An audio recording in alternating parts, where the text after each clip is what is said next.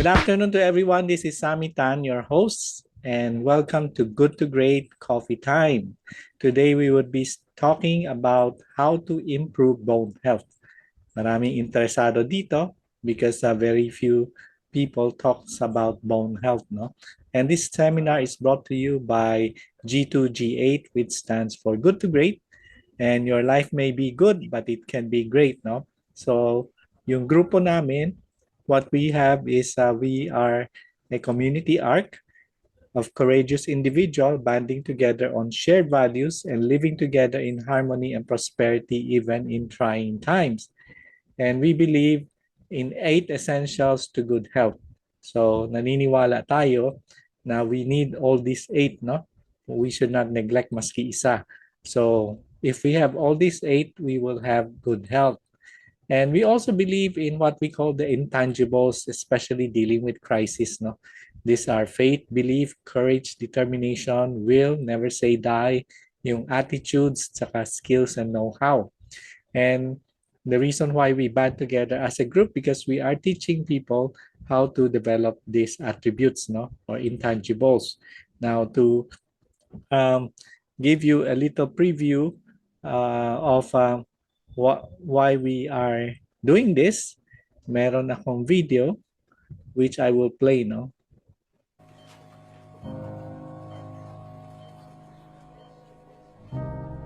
When we're laying on our deathbed, you're not going to worry about how much money you had, how much power you had, how much prestige. You're going to see that that was all game, that was all an illusion. The only thing that's going to matter is the impact you had on other people's lives. We are all on a separate journey. But the beautiful thing about our life here on this earth is at my funeral, they ain't gonna talk about my success. They're gonna talk about who Nick was and how Nick lived and how Nick loved and encouraged. Success is incredibly important, but even more important than success, it's having an impact. It's knowing you haven't walked the planet in vain. It's knowing that because you've been here, you've blessed lives, you've developed people, and you have made the world a better place. The effect you have on others is the most valuable currency there is. Everything you gain in life will rot and fall apart, and all that will be left of you is what was in your heart.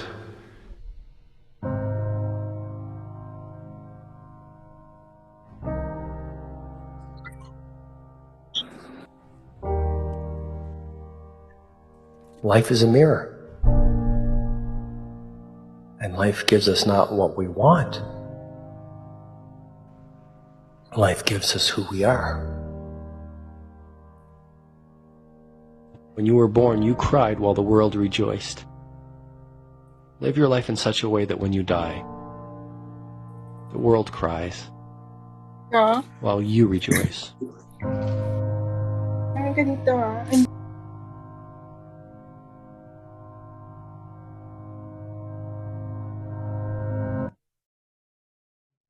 So for our first portion, no, we have our Tai Chi master, si Alfred Fernandez, who will teach us how to strengthen your leg muscle. Alfred? Hi, good afternoon to all. Ang ano i-share ko is how to strengthen your legs muscles, and this is connected with our topic na bone health kasi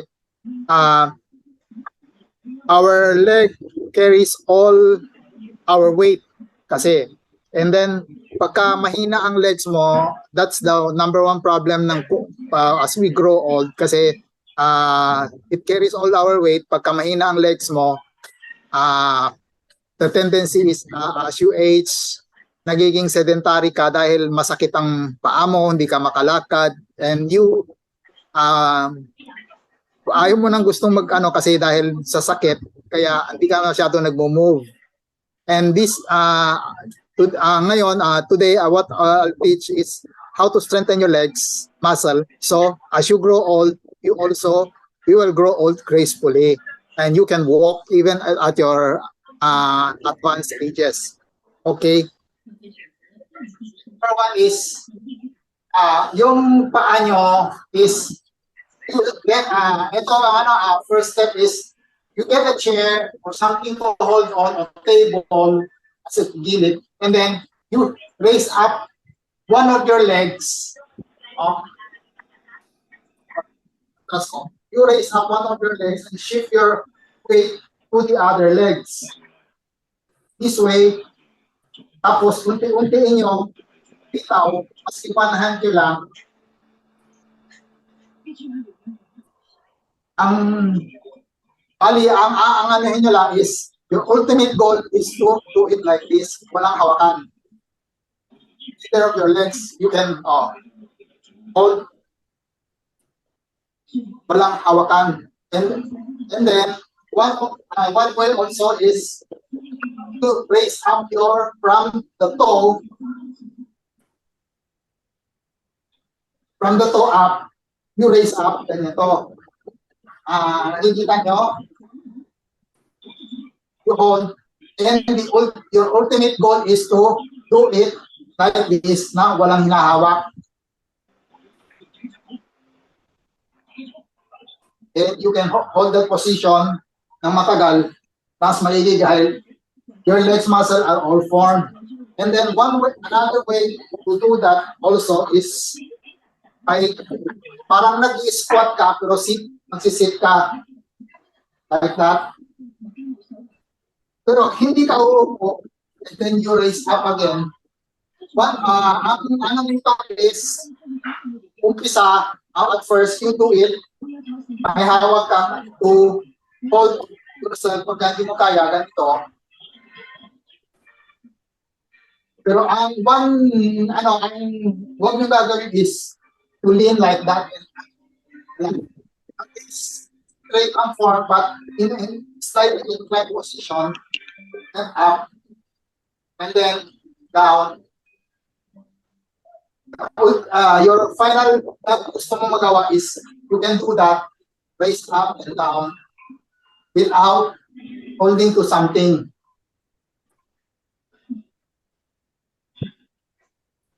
So when you do that, don't slouch like that kasi hindi na po-form yung muscle ng paa mo. Okay, that's all for today. Thank you. Thank you, Alfred. Okay, our next portion, I will handle it. I will show you some simple exercise to strengthen the bones, no? Ang next term that we would like to learn is called osteogenic loading. Okay, anong ibig sabihin ng osteogenic loading? Ang ibig sabihin, putting pressures on your bones for it to regenerate. So, if you put enough pressure on your bone will regrow. Okay? So, hindi totoo yon. As you grow older, your bone cannot regrow. It can still regrow as long as you put enough pressure onto it. Now, question is how much pressure? 4.2 times of your body weight. Okay? So, you would say, hindi ko kaya i-lift yung 4.2 times of my body weight. Buti na lang, it can be simulated with high impact exercise, no? Katulad ng mga jumping, yung mga ganon. And you might say, hindi na ako maka-jump eh.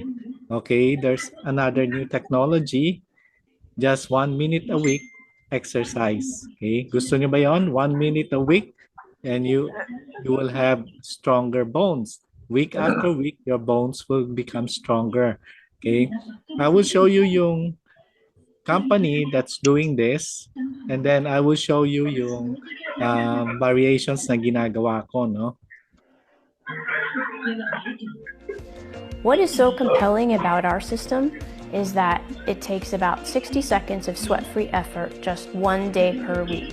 Sessions don't leave people fatigued or sweaty, and you're not sore the next day. And for this reason, many people choose to come in their street clothes and do their sessions that way. It's truly a breakthrough system that can provide dramatic results to just about anyone. So, how does it work? We use a unique set of robotic devices combined with biofeedback to safely emulate high-impact forces. It's actually a well-known concept of human physiological development that the human musculoskeletal chain responds to high-impact forces and heavy loads by developing healthy new bone and muscle tissue. There's a ton of clinical research to support this. We also see this in athletes who experience high-impact forces.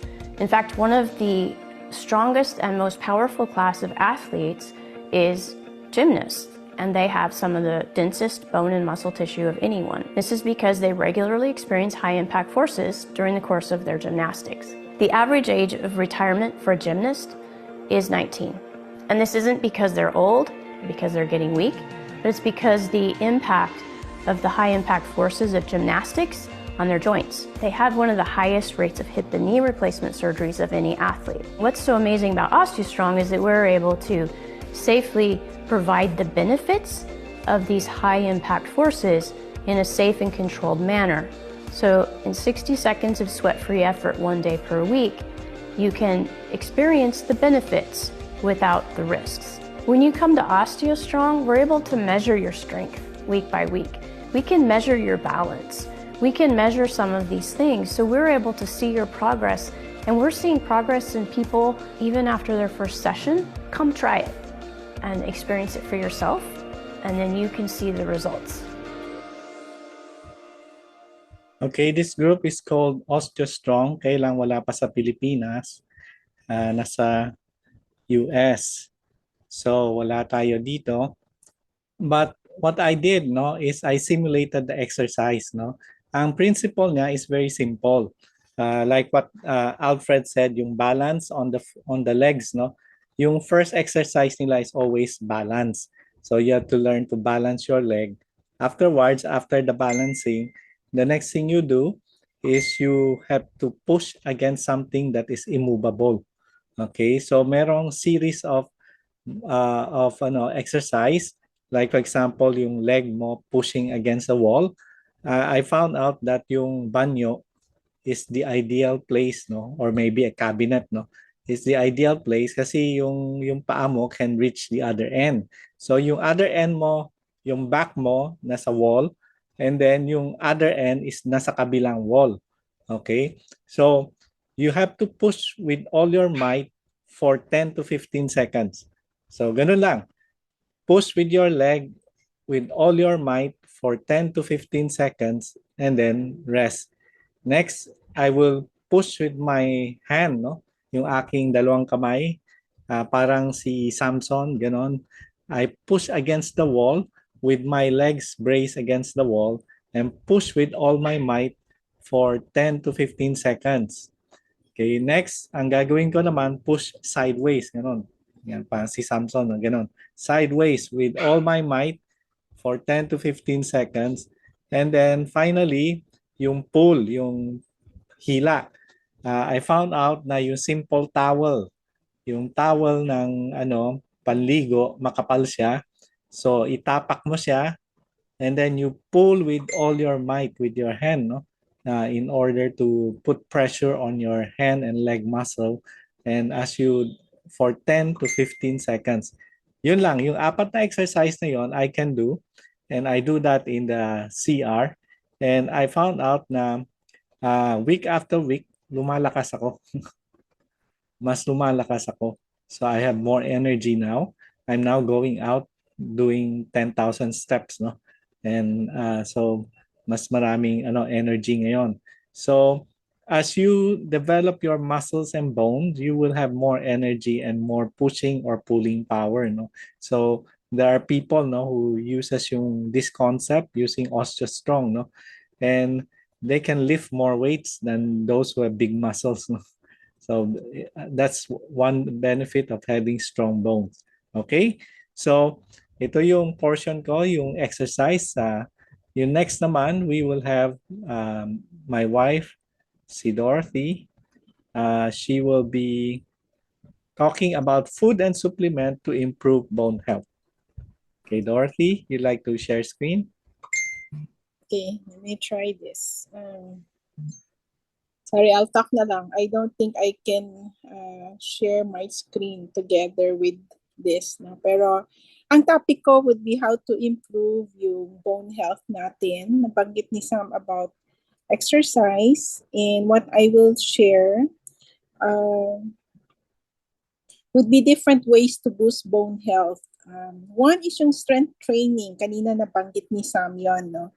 From my standpoint kasi, I had, with my chemo treatment last time, 10 years ago, nagkaroon ako ng osteopenia. So, if you are in the 40s, 50s, common yun sa mga babae na parang it is one step leading to osteoporosis.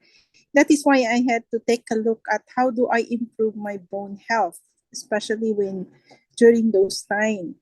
I was having arthritic pains already. I was 42 years old, so di ba too young to have arthritis and osteopenia.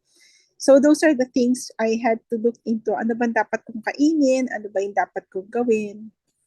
So I had to include walking, parang getting myself to move because I wasn't moving. But during those time, I had pains. Mahirap talaga po mag-exercise. No?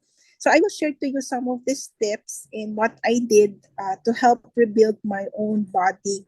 So, one is to do strength training, yung mga weights. Kailangan mo pa rin do some weightlifting. Sa akin, I don't do steady exercise like that. But when I go to the market, I carry even 5 kilos, 10 kilos on both hands. I do that intentionally as my own way of lifting weights. No? So, yun ang mga ways na ginagawa ko. Maliban na lang din sa bahay, may mga binubuhat ka. Pero iba-iba po tayong requirements, iba-iba din yung ating body weight. So you have to find what is suitable for you. Not one kind of exercise will work for everyone. It depends on your condition, your age, what you can do. Meron ka bang current back injury? So these are the things you have to fine tune. No? Ano yung tatamang training for you. But it's important to have one. Another is to maintain a healthy weight. Importante yan kasi if you are overweight, it's really hard. You're putting added pressure on your bones and on your cartilage and on your joints. So the first step I should say is to magbawas ng timbang kung masyado kayong overweight. Check your diet. No? Maybe you can consult kung ano yung mga kinakain mo, bawasan yung mga alat, mga junk food, and carbohydrates, sugar. So those are, and fat. So tingnan niyo kung ano yung mga maling kinakain niyo. If you want to consult me on this, I can share what I did. No? But choose also vegetables and fruits that provide mga potassium. So even your fruits, maganda po mga citrus fruits. It helps build collagen production for your bones. Kailangan din ng calcium and vitamin D.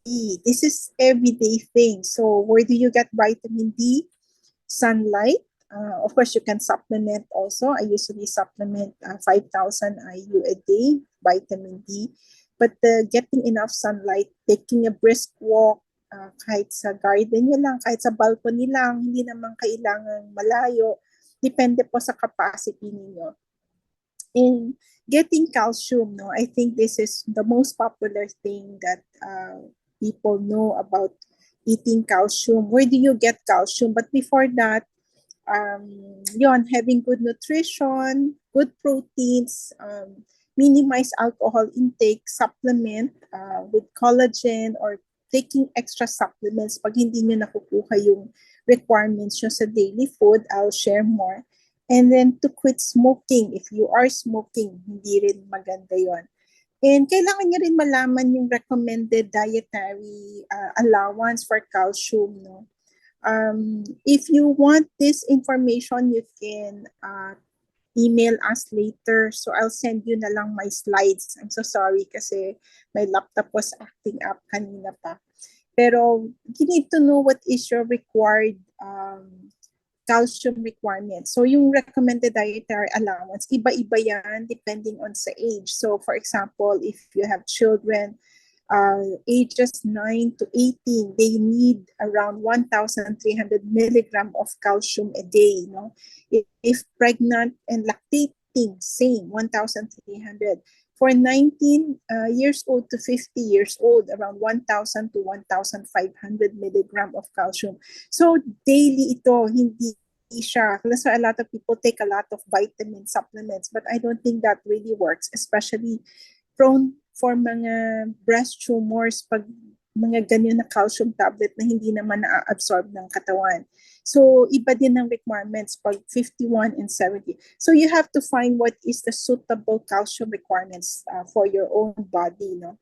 And some suggested foods would be like cheeses, dairies, yogurts, citrus fruit like oranges, grapefruit, maganda din yan. Leafy vegetables, pechay, broccoli, mga green like spinach, even kangkong. So those are things, magandang sources yan ng gulay, no?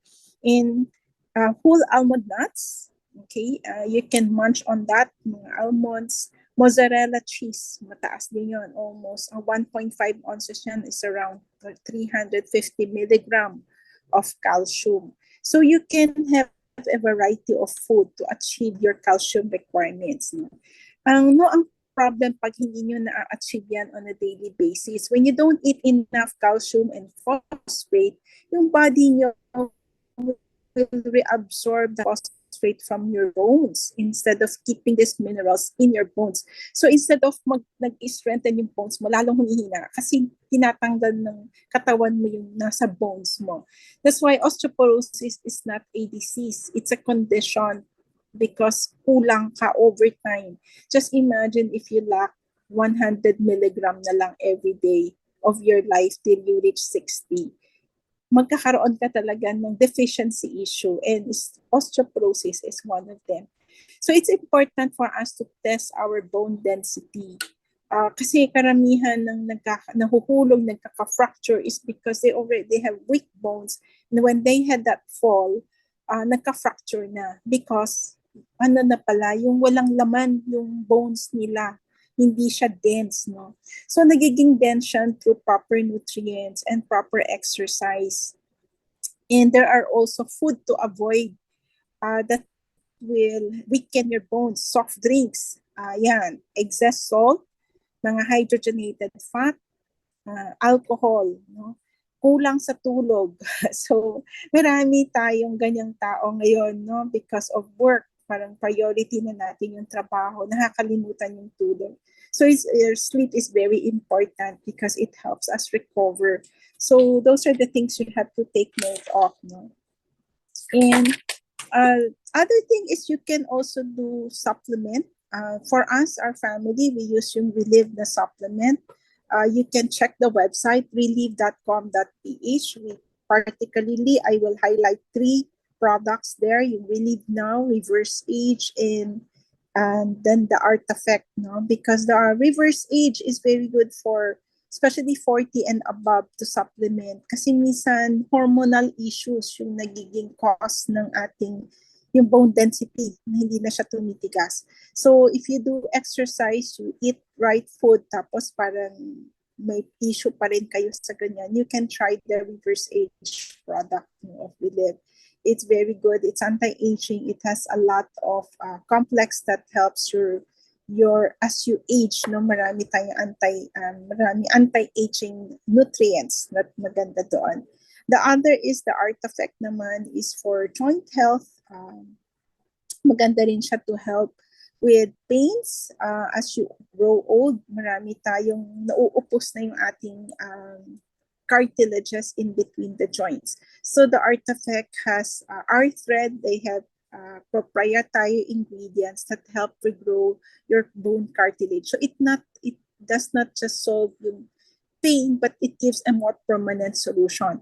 I personally experienced that after my treatment. I had bone pains. Para akong maglakad, para akong matanda. Just to get out of the car, it will take me 2 to 3 minutes because I had to manage the pain. So I probably have consumed around 3 cans of this, and nawala na. And now I can run, I can jog, I can do whatever I need to do. No? So it will help regrow cartilage. So to some extent, no. Okay. The other tip I would like to share is bone broth. Naririnig niyo na ba yun, yung mga buto-buto? You can laga yung mga buto-buto to make it into a soup. No? Yan yung mga ginagamit nila sa mga ramen. Ang dami ngayong nagsulputan na ramen. No? So these are things you can look into. Usually, how do we make bone broth? Minsan marami mga buto ng spare ribs or pork, yung mga, o kaya sa baka, yung bulalo, no? Or mga any parts of the beef, you can find this sa mga Monterey or mga meat shop. Minsan mura na lang nilang binibenta yon. So you can buy and put a whole pot, kahit dalawa, mga 3 kilo. Pagsabay yun, and fill it up with water, add a tablespoon of apple cider vinegar and boil it until maybe 2 hours to 3 hours or hanggang sa lumambot. I know some people who makes bone broth as a business, they boil it for 2 to 3 days over low heat. Yung mga uling, yun ang ginagamit nila pampakulo ng bone broth. No? So sa amin, we tried it with pressure cook mga 2 hours, 1.5 to 2 hours. No? So hanggang sa pag binuksan mo yung bones, masyado na siyang malambot. Pag tinusok mo siya ng tinidor, dudurog na siya. So you scoop it out, remove all the strain siya, and you put it all in containers and tumitigas siya. You will see yung parang jelly-like. That's what you call collagen. So the collagen is very good for our health. It's full of minerals. So those are the things you can add into your daily or weekly regimen. No? So that's what we do. We make a whole pot of that. Tapos ilalagay namin sa container. Hinahalo namin siya. Minsan kahit pansit canton ka nga. Pero yung sabaw mo naman, yung noodles lang yung kukunin namin. And then we put it into our own bone broth, no? Or sometimes just drink it. No? It's very good for the health. It's an immune booster as well. So those are my tips for today, and I'm sorry for cannot show my slides, but I promise I can send you my presentation to those who can leave their email with us. So thank you. Okay, thank you, Dorothy. At this point, if you should have any question or query, you can send us an email dito sa travellightsam@gmail.com, no? Okay. So, Okay, see you all and may you have a great day. thank you. Bye. Okay, bye to Thank all. you. Thank you.